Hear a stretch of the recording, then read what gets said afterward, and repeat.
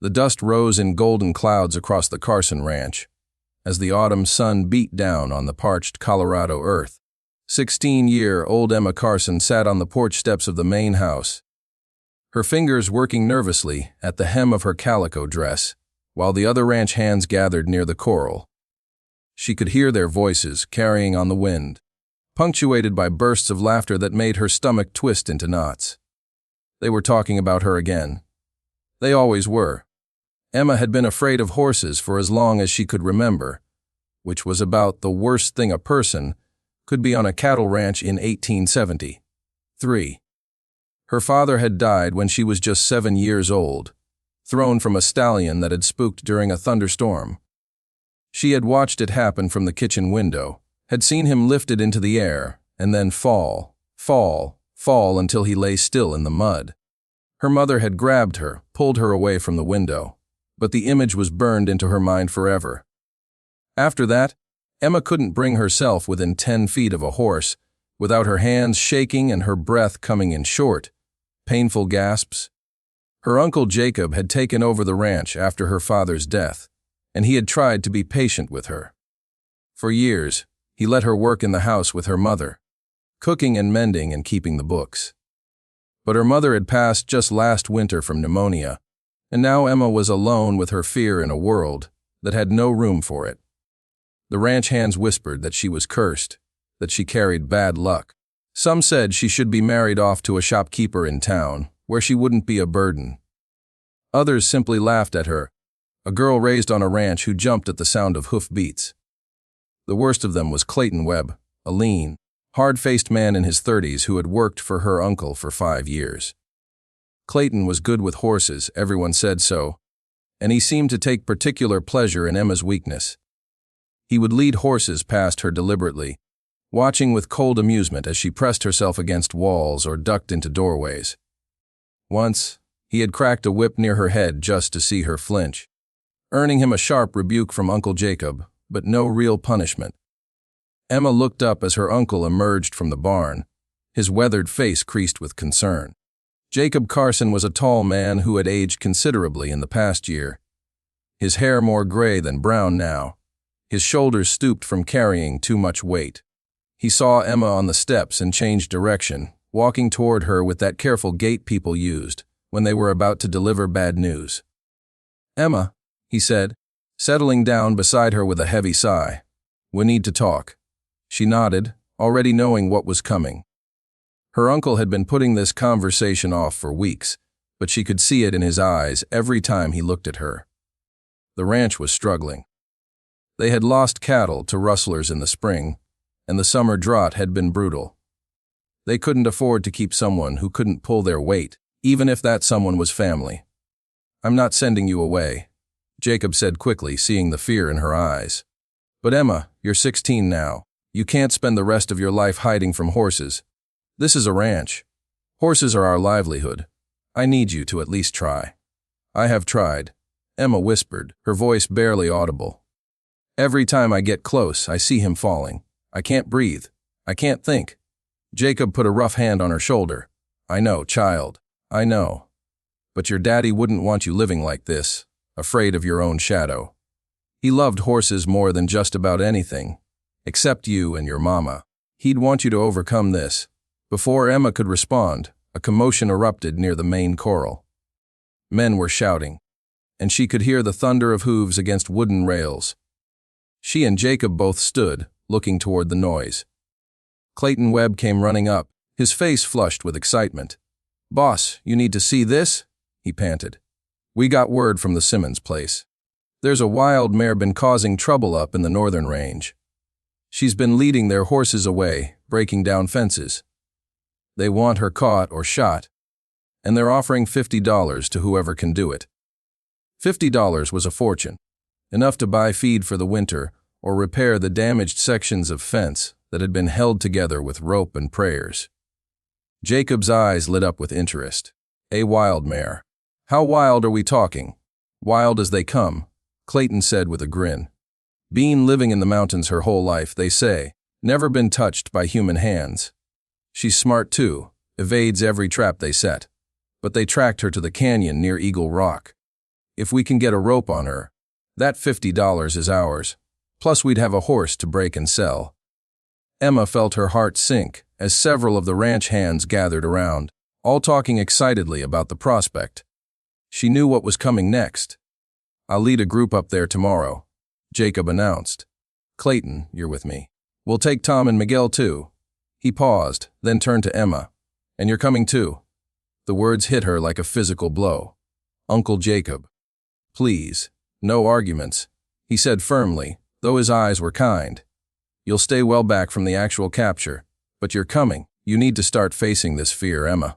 Small steps. That night, Emma barely slept.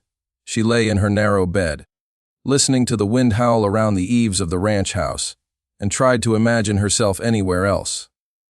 By the time dawn broke, painting the sky in shades of rose and gold, she had resigned herself to the ordeal ahead.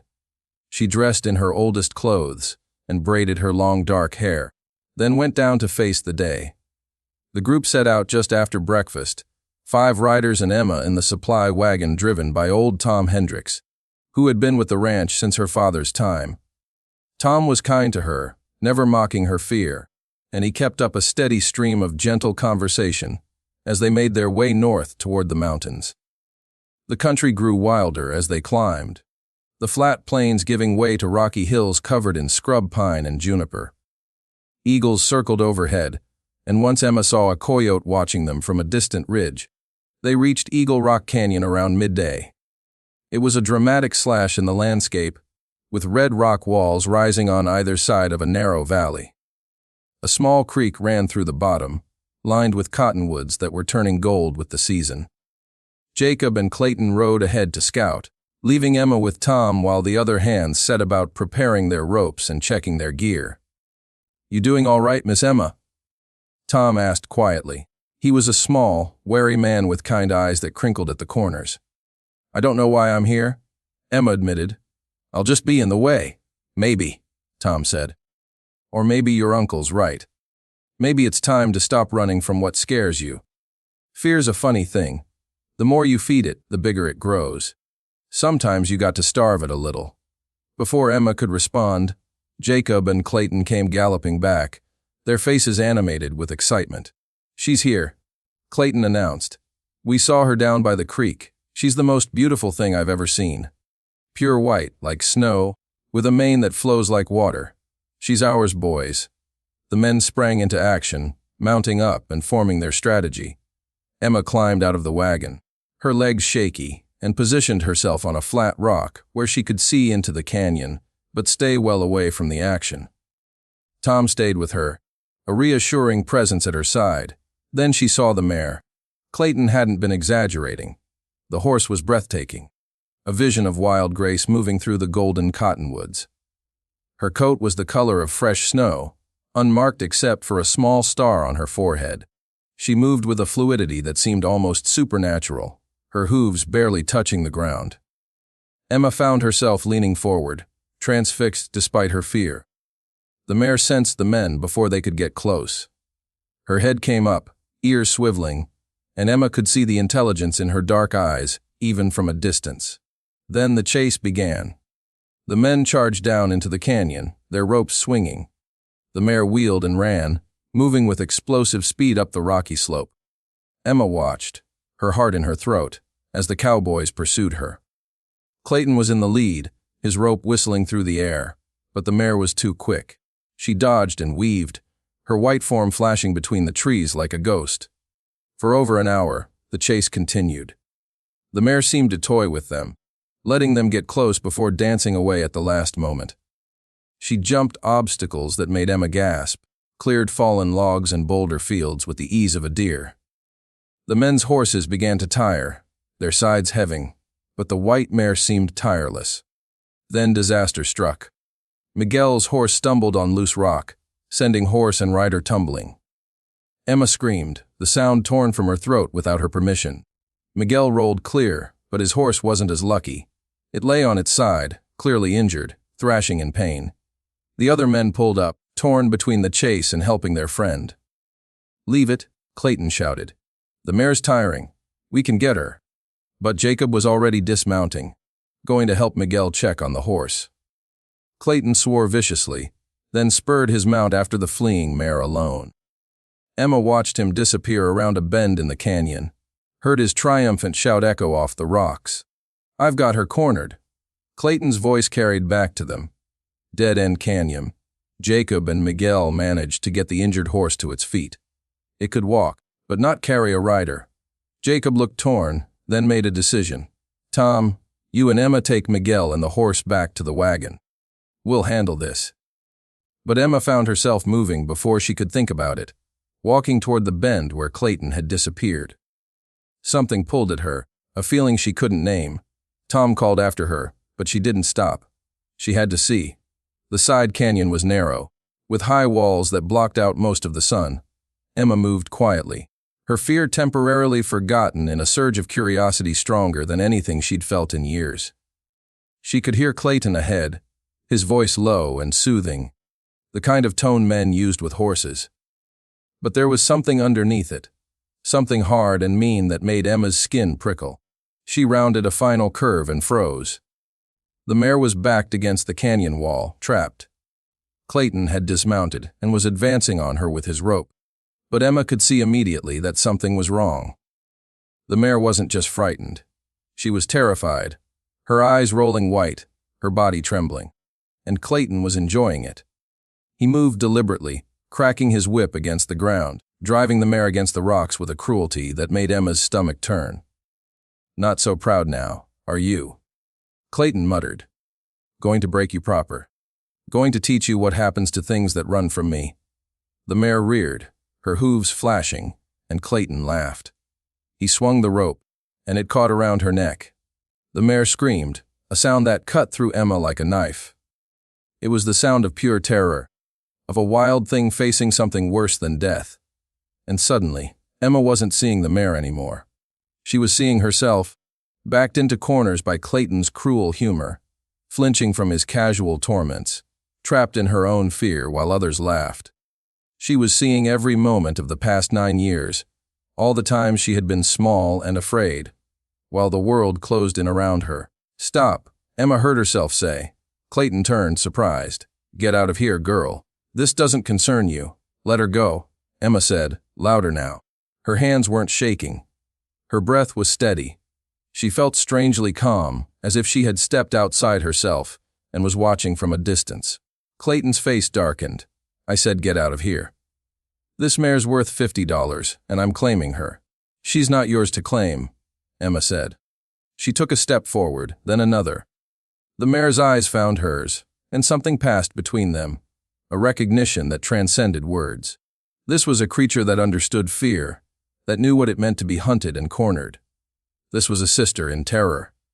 "Emma, don't be stupid," Clayton snarled. He moved toward her threateningly, and the mare lunged against the rope, nearly pulling him off his feet. "You're hurting her," Emma said. "You're enjoying hurting her. Just like you enjoy hurting me." Clayton's hand moved to the whip at his belt. "You don't know what you're talking about. Now get back before you spook her worse." But Emma kept walking forward, her eyes never leaving the mare's. "It's all right," she said softly, and she wasn't sure if she was talking to the horse or to herself. "It's all right. I know you're scared. I know what it's like." "Emma, stop," Clayton warned, but there was something new in his voice now. Uncertainty. Emma reached the mare. She was close enough to touch now, close enough to feel the heat radiating from the horse's trembling body. Every instinct screamed at her to run, but she stayed. She lifted her hand slowly, carefully, and placed it on the mare's neck. The effect was instantaneous. The mare stopped thrashing. Her breathing slowed. She turned her head and looked at Emma with those dark, intelligent eyes, and Emma felt tears streaming down her face. She didn't know when she had started crying.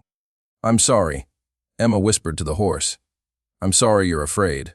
I'm sorry people want to break you. I'm sorry the world is hard and mean and full of people like him." Her other hand came up and began working at the rope around the mare's neck. Clayton shouted something and started toward her, but at that moment, Jacob and Tom appeared at the mouth of the canyon. Jacob took in the scene with a single glance and moved to block Clayton. "Let her be," Jacob said quietly. That's $50 standing there. Clayton protested. I said let her be. Emma got the rope loose and let it fall to the ground. The mare could have run then. The path was clear. But she didn't.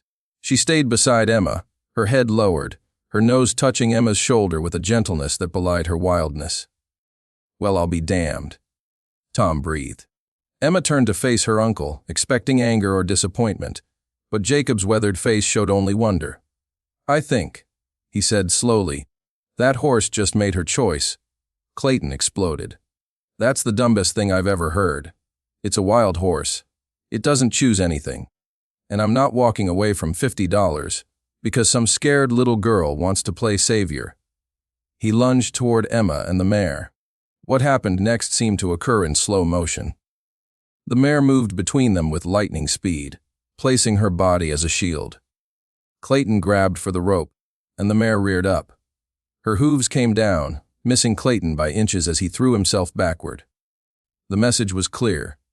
He could not have this horse. This horse belonged to the girl. Jacob grabbed Clayton's arm as the hand scrambled to his feet. It's over, Clay. Let it go. You're choosing her over $50. Clayton's face was purple with rage. Over me. I've worked this ranch for 5 years, and you're choosing a useless girl who's afraid of her own shadow. I'm choosing not to force a scared animal into the hands of someone who'll abuse her. Jacob said firmly. And I'm choosing to support my niece, who just showed more courage than I've seen in a long time. You have a problem with that. You can draw your pay and move on. For a moment, Emma thought Clayton might actually attack her uncle. His hand hovered near the gun at his hip, and the air crackled with tension. Then he spat in the dust and shouldered past them, stalking back toward the main canyon. Emma realized she was shaking now, the adrenaline draining away and leaving her weak. The mare pressed closer, as if sensing her distress, and Emma leaned against the warm bulk of the horse's shoulder. She still felt afraid, but it was different now. It was a fear she was choosing to face rather than one that controlled her. What do I do now? She asked in a small voice. Jacob smiled. I reckon you figure out if that horse will let you lead her home. If she does, she's yours. We'll work out the $50 somehow. Winter feed will be tight, but we'll manage. The journey back to the ranch was slow and strange. The mare walked beside Emma without a rope or halter, following her as if they had always been together. The other ranch hands stared in amazement. Clayton rode ahead alone, his back rigid with fury. When they finally reached the Carson ranch as the sun was setting, Emma led the mare to a paddock far from the main corral. She brought her water and hay, moving slowly and quietly, talking to the horse the whole time. The mare accepted her presence without fear, even allowed Emma to touch her face, her neck, her flanks. Over the following weeks, something remarkable happened. Emma, who had been unable to approach any horse without panic, spent hours every day with the white mare.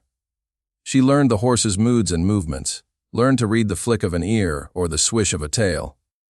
The mare, in turn, seemed to sense Emma's fear and worked around it, moving gently, never making sudden movements that might trigger the girl's panic. They healed each other, Emma realized. The mare was learning that not all humans were cruel, that some could be trusted. And Emma was learning that not all horses were instruments of death, that some could be partners, even friends. Clayton left the ranch 2 weeks after the incident in the canyon, heading north to work for a larger outfit. Emma felt lighter the day he rode away, as if a shadow had lifted from the ranch. Her uncle didn't mention the lost $50 again, though Emma knew it was a sacrifice he couldn't easily afford. Emma named the mare Dove, for the color of her coat and the peace she brought. By the time winter arrived, painting the ranch in shades of white and gray, Emma was riding.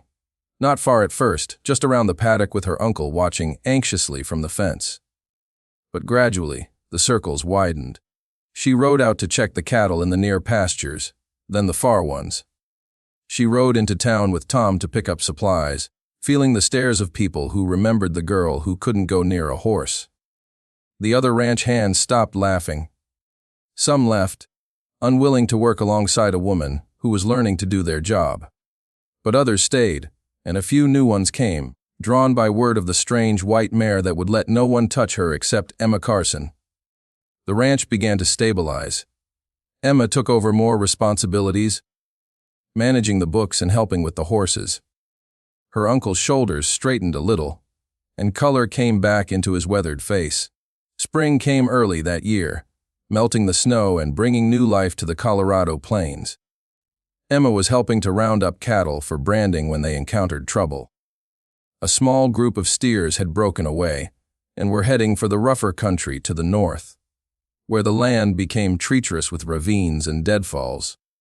The other hands moved to cut them off, but the cattle were spooked and running wild. Emma found herself riding after them without thinking, Dove moving beneath her with power and grace. They were fast, so fast, the wind whipping Emma's braid behind her like a banner.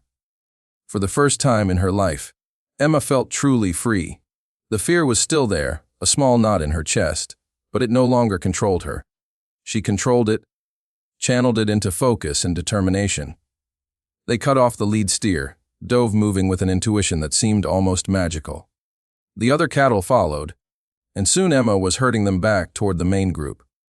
The ranch hands were staring at her when she rode up, and she saw respect in their eyes. Not pity, not mockery, but genuine respect. "Well," Tom said with a grin, "I guess you're a ranch hand now, Miss Emma?" Emma smiled back, reaching down to pat Dove's neck. "I guess I am." That night, sitting on the porch steps where she had sat so many times before, Emma looked up at the stars scattered across the vast western sky. She thought about her father, about how he had loved horses and the freedom they represented. She thought about her mother, who had tried so hard to protect her, but had inadvertently built walls of fear around her heart. She thought about the white mare standing in the paddock, her coat gleaming silver in the moonlight. Jacob came and sat beside her, just as he had that day months ago when everything had changed. But this time, his face wasn't creased with worry. He looked peaceful, even happy. "You did good today," he said. "Dove did good," Emma corrected. "I just held on." "No," Jacob said firmly. "You did good. You faced your fear, Emma. You faced it and you beat it. That takes more courage than anything else in this world." Emma considered this. "I don't think I beat it," she said finally. "I think I just learned to live with it. To not let it make my choices for me." Jacob nodded slowly. "That might be the wisest thing I've ever heard." They sat in comfortable silence for a while, listening to the night sounds of the ranch, the lowing of cattle and the distant yip of coyotes. Then Emma spoke again, her voice soft but certain. "Uncle Jacob, I want to try to break some of the wild horses that come down from the mountains. Not break them like Clayton would have. Gentle them, like I did with Dove. I think I could do it. I think they might trust me." Jacob looked at his niece, saw the determination in her face, and the strength that had always been there, just waiting for the right moment to emerge. "I think you're right," he said. I think they would. Over the next several years, Emma Carson became known throughout Colorado as the girl who could gentle the wildest horses. They came from ranches all around, bringing animals that had been abused or traumatized, horses that no one else could handle. And Emma, with patience and understanding born from her own struggles with fear, worked with them until they trusted again. She never forgot what it felt like to be cornered and afraid.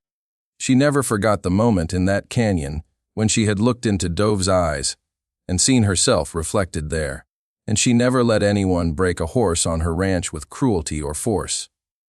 There was a better way, a gentler way, and she proved it with every horse she touched. Dove grew old with grace, her white coat eventually flecked with gray around her muzzle. She remained Emma's constant companion, living in the special paddock near the house where Emma could see her from her bedroom window. They rode together until Dove's final days, two souls who had saved each other when they needed it most. On the day Dove passed, peacefully in her sleep at the age of 23, Emma wept like she had wept when her mother died. But they were not entirely tears of sorrow. They were tears of gratitude for the gift the wild mare had given her, the gift of courage and purpose, and a life lived fully instead of in fear. Emma never married, though she had offers. The ranch became hers when Jacob passed, and she ran it with wisdom and fairness, becoming one of the most respected ranchers in the territory. People said she had a magic touch with horses, but Emma knew it wasn't magic. It was empathy, understanding, and the memory of what it felt like to be afraid and to have someone, or something, believe in you anyway. Years later, when Emma was an old woman with silver in her hair and lines around her eyes from squinting at the sun, she would sit on that same porch and tell the story to anyone who would listen. She would tell them about the day she was most afraid and the day she learned to be brave. She would tell them about a white mare who chose her, who saw past her fear to the person she could become. And sometimes, on clear nights when the stars were bright and the wind whispered through the grasslands, Emma would swear she could feel Dove beside her again, a warm presence pressing against her shoulder. The fear was long gone now, replaced by a peace that ran bone deep. She had learned that the things that scare us most are often the things that save us, if we can find the courage to face them. The Carson Ranch still stands today, a testament to a girl who was afraid and a wild mare who recognized her anyway. The story has become legend in those parts, told around campfires and in dusty saloons, embellished with each retelling. But the truth of it remains, simple and profound. Sometimes salvation comes from the most unexpected places, and sometimes the bravest thing you can do is reach out to another frightened soul and say, "I understand. I know I'm here." In the end, that's what courage really is. Not the absence of fear, but the choice to move forward despite it. To offer kindness in the face of cruelty, to build bridges where others see only walls. Emma learned that lesson in a dead-end canyon on an autumn day, when she was 16 years old, and she carried it with her for the rest of her life. They had laughed at the girl who was afraid of horses, but the wild mare recognized only her, and in that recognition, both of them found freedom.